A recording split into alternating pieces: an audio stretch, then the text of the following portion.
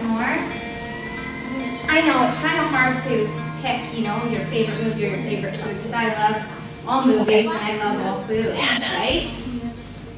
So tonight, girls, I'm here to talk about self-love. Can anybody here tell me what self-love is? Do you know? When you find someone that you love, Yeah. or you love yourself. Yes. Anybody else? Can anybody here tell me the person you spend all of your time with? Scotland. Your mom and dad? Myself. Yourself, you're right. My family. Your family Yeah, my friends and your family. Great answer. Oh, my friend Scotty, my friend Alyssa, and my friend Kira. awesome. Yes. My sport coaches. Awesome. Yeah. All right, girls, those were great answers. But you spend all of your time with yourself. Your relationship with yourself will be one of the most important relationships you will ever have in your whole life. You only get one body, and you only get one brain. And so you have to live in that body for the rest of your life. Now, how does nutrition and fitness fit into self-love? How does it? Does anybody know why? Because it makes you nice and pretty. Yeah? Keeping yourself healthy. Yes, you're right. You're right. Eating healthy, it nourishes your body and your brain. And exercise, it makes you strong, right? And healthy. And why is that important? That is important because you only get one body. And if you lose your health, money, glamour, looks, clothes, how many friends like you, that doesn't matter anymore because you've lost your health. So your health is one of the most important things to take care of. I just have to grab the water. Sorry guys, talking makes my mouth a little bit dry. I'm a little bit nervous tonight, so bear with me. It's my first time speaking to younger girls. All right. So when you take care of your body, it's called self-love. That's a way of loving yourself. Eating healthy and keeping active aren't enough on their own. The most important way to self-love is taking care of your mind. Your mind is like a muscle, and words are like weights. The thoughts you think and the beliefs you keep will feed your mind. Whatever you feed your mind grows, whether it's positive or negative. I love this quote. It goes, "The body achieves what the mind believes." Whether you speak loving words to yourself or unloving words, it will affect your beliefs, your values, your habits, your character, and then the reality you live, your life. Your words create your world, and they paint your future. The thoughts you think will become the words you speak, and the words you speak will become the beliefs you keep. I would love to tell you girls that it is as easy as working out and making healthy food choices. But real self-love, that has to begin from within, not from without. I wish someone would have told me when I was your girls' age the power my words would have over my life and my relationship with myself. I spent most of my life trying to perfect the outside, trying to portray an image to others that others would like, so that in return I could like myself. Call it a mask if you will, but I had many of them. I will tell you a little bit about my story. You see, I grew up in a very dysfunctional home. My mom was addicted to drugs and alcohol, and I was passed around from families to relatives to people I didn't even know. And that left me in situations that a little girl should have never have been left in. I grew up feeling ashamed of who I was and where I came from. I never knew I had a purpose or that I was loved. Because of the lifestyle my mom led, I never knew what healthy was. I never seen what a healthy family did. Gym class was about the only thing I knew about fitness, and that I wasn't very good at, so I never was picked for teams because of that. And that hit in an area and made me feel like I would never be liked and I would never be loved. Because no one ever taught me about healthy food or making healthy food choices, I turned to sweets and junk food as a way to cope. I didn't know it at the time. I didn't know that I was coping with food because of all the trauma I had been through, because I was just a little girl. Until one day, a boy in my class pointed out that my body had changed, and him and his friends made fun of my shape and my size. I was devastated. I was embarrassed. I never thought anybody would ever think I was beautiful. I was 13 when I developed an eating disorder. A friend found out and told the teachers. I was pulled into the office, they sat me down with love, and they asked me what they thought was to be true, and it was. With help from counselors and eating disorder clinics and teachers, I got better.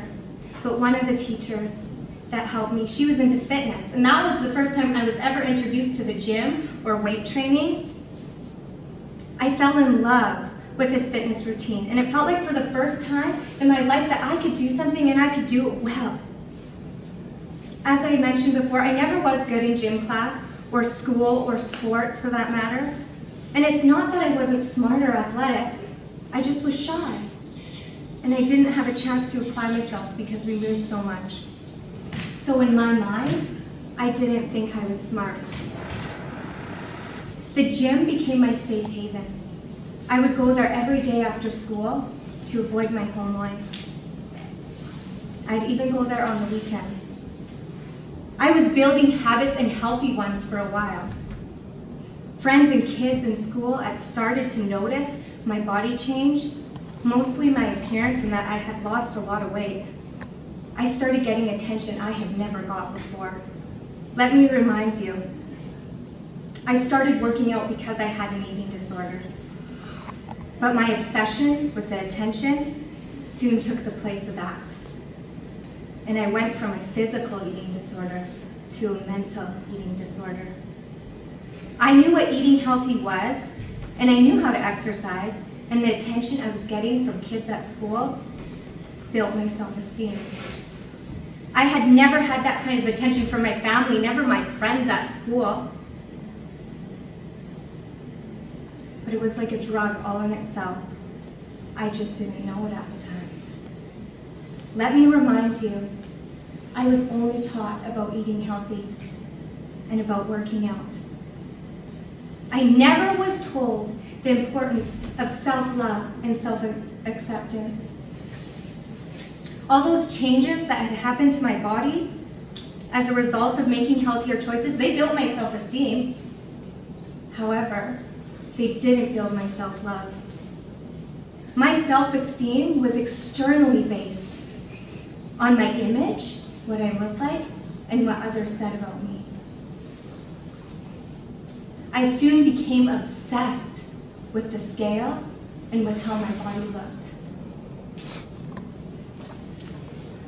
Working out wasn't about healthy anymore. It was about controlling my weight. I couldn't control what my mom did or how many people loved or liked me. I couldn't control that. But the one thing I could control was my body. I based my whole worth on what my body looked like and what others thought of me. If everything went good, I felt good. And if it wasn't, then I was sad and depressed. You see, I didn't think anybody would like or accept the real me. So I portrayed an image that I thought others would like so I could like myself. And as long as others validated me, then I loved myself. I was willing to do anything to to look a certain way, change my weight, my hair, my clothes, you name it, I did it. Which left me on an uphill battle to addictions and disorders of many kinds. The good part is, though, whenever I lost my way, it was those habits and eating healthy and that healthy routine that always brought me back. I loved the feeling of setting goals and a routine. And because I started at a young age, those habits I built in, the way they made me feel, they never left me. It wasn't about exercise and eating healthy that was hard as much as it was as loving myself. And to be honest, I still struggle with it. And this is why I'm here to talk to you girls tonight. Drink water.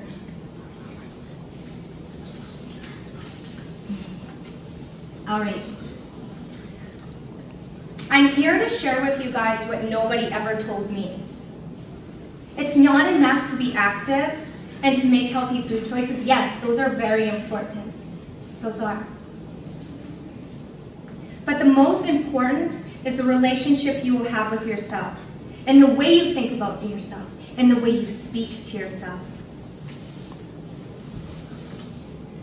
No one ever told me the impact my words would have on my life and my relationship with myself.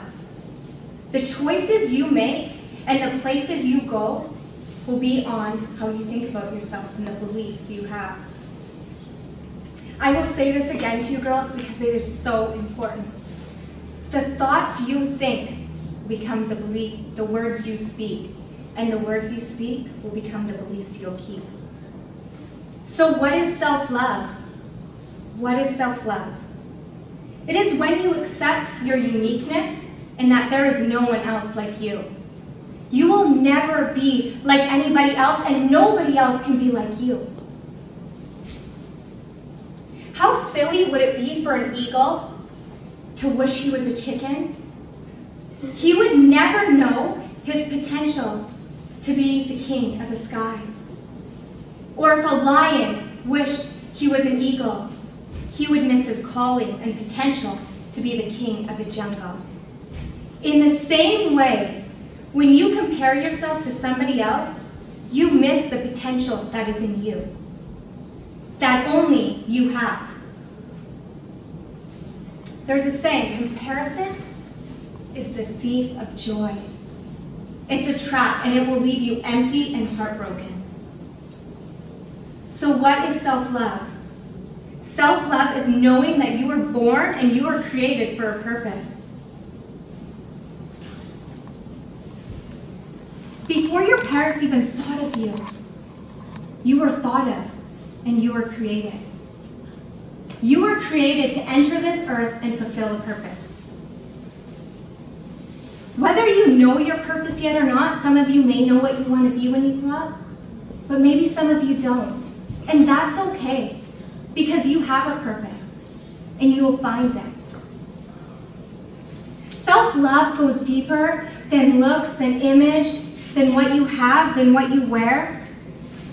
Self-love is unconditional. It is when you fully accept who you are, no matter what anyone else says. Knowing who you are, that you are nothing less than loved, amazing, smart, intelligent, beautiful. Knowing who you are, no one can tell you who you're not, including yourself. Why would I tell you that you need to remind yourself of who you are when I just said, if you know who you are?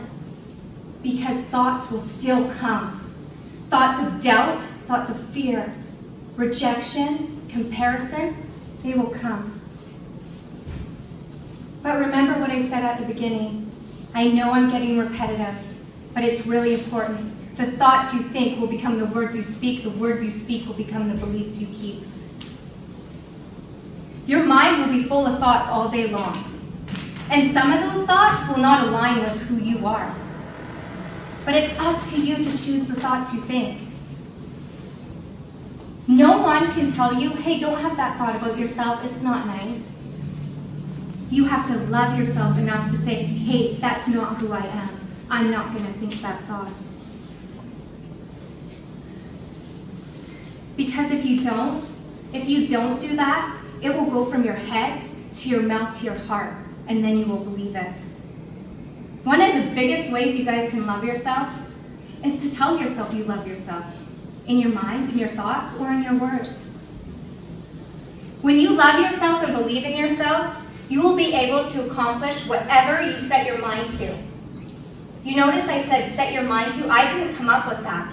Lots of coaches say it, whatever you set your mind to you can accomplish, but you have to set your mind. You have to set your mind. You have to tell your mind, that is not who I am. I am awesome, and I am loved, and I have a purpose. I'll give you guys an example of tonight. It's after I get a treat. I love to speak, and I love to inspire girls to be the best you can be, and to love the body you're in, and the skin you're in, and who you are. I love that, and I'm good at it. But you know what? The thoughts came. What if you don't remember what to say? What if you screw up? You know what? I had to set my mind and say, that's not who you are. You have a purpose and a calling and a message to speak that will help girls. It's really important to build yourself up. You can't expect anybody else to build you up. And yes, you will have those people, and it's nice. But you have to like you, and you have to build yourself up. Don't worry about if other people believe in you or not, or like you. One of the biggest things I can tell you that I have learned is that not everyone is going to like me, and not everyone is going to like you. The most important thing is that you like you. That's all that matters, is that you like you. You know why this was huge for me? Because whether I was me, or whether I was the girl with all the masks, not everybody was going to like me. So when I got to be me, it gave me the freedom to be who I was. And when I was who I was, then I did all of the things that I valued and believed in. And in myself, believed in myself. I didn't compromise any of them. And when you are yourself, you won't compromise your beliefs and your values and who you are.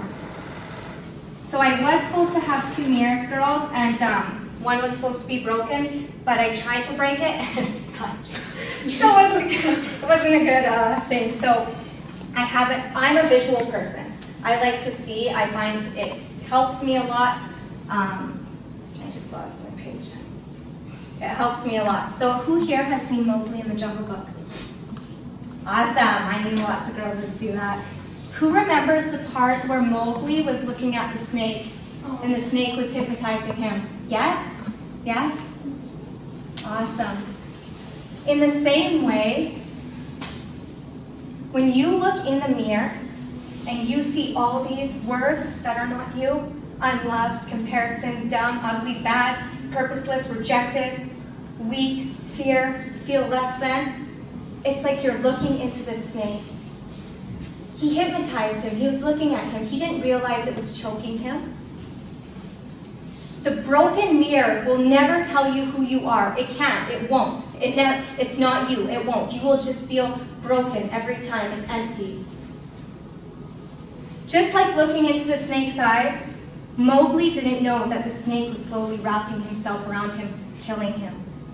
In the same way, when you look in the broken mirror by all it represents, it slowly kills your purpose, your character, your self-love, and your self-esteem. The uncracked mirror is when you look at who you are, and no matter what anyone says, you know you were born with a purpose. The uncracked mirror says, I'm not unloved, I'm loved. I'm not dumb, I'm smart. I will not compare myself because I'm unique. I'm not ugly, I'm beautiful. I'm not bad, I'm kind. I'm not purposeless, I was born with a purpose. I'm not rejected, I'm wanted. I don't have disorders, I'm healthy. I'm not weak, I'm strong. I'm not fearful, I'm brave. And I'm not less than, I'm perfectly imperfect. And when you can look at yourself in the mirror and say that's who you are, all of a sudden, that mirror is clear and you can see yourself. So I will finish with this. I will finish by telling you girls how amazing that it is that you are here tonight. You know why? You don't even know the domino effect that you're going to have on those around you. The people that know you and the people that watch you. The effect that you're going to have because you decided to come here tonight and love yourself and make healthy choices. Now that is purpose all in itself. Thank you guys for having me tonight.